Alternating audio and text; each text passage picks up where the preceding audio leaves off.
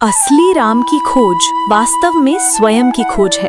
जब हम और गहराई की बात करते हैं तो हमें भारतीय दर्शन की 3 मुख्य स्तंभों भक्ति, योग और ज्ञान के चश्मे से इसे देखना होगा। तुलसीदास का मानस दर्शन, विश्वास और श्रद्धा।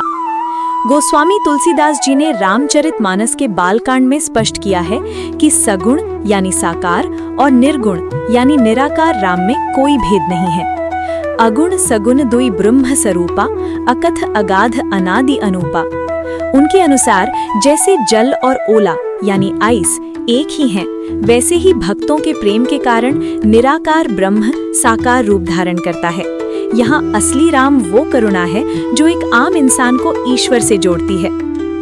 कबीर का निर्गुण दर्शन, शब्द और शून्य। कबीरदास जी ऐतिहासिक राम से आगे की बात करते हैं।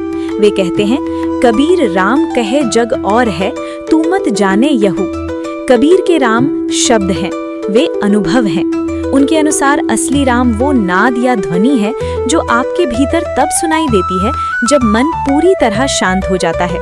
यहाँ राम कोई व्यक्ति नहीं बल्कि परम चेतना यानी सुप्रीम कॉन्शियसनेस है। योग और आध्यात्म, रमनते का सिद्धांत। संस्कृत की धातु रम से राम शब्द बना है, जिसका अर्थ है आनंद में रम जाना। पिंड में राम, आपके शरीर के भीतर जो श्वास चल रही है उसे प्राण राम कहा गया है।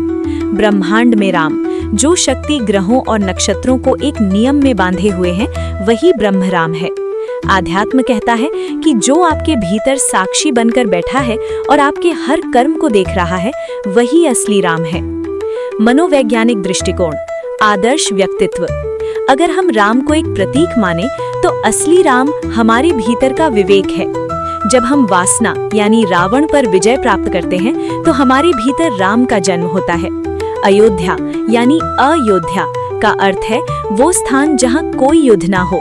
जब आपका मन द्वंद्व और संघर्ष से मुक्त हो जाता है तभी वो अयोध्या बनता है और उसमें राम विराजते हैं। सार, अपने अपने राम का अर्थ। हर व्यक्ति के लिए राम का स्वरूप अलग हो सकता है। सेवक के लिए राम न्यायप्रिय स्वामी है, ज्ञानी के लिए राम अहम ब्रह्मास्मि का अनुभव है, दुखी के लिए राम भरोसा और शांति है। संक्षेप में असली राम वो सत्य है जो कभी नहीं बदलता। शरीर मर जाता है, युग बदल जाते हैं, लेकिन जो तत्व कल भी था, आज भी है और कल भी रहेगा वही राम है। इसीलिए अंत में यही सत्य बचता है, राम नाम सत्य है, यानी केवल राम का नाम या तत्व ही शाश्वत है।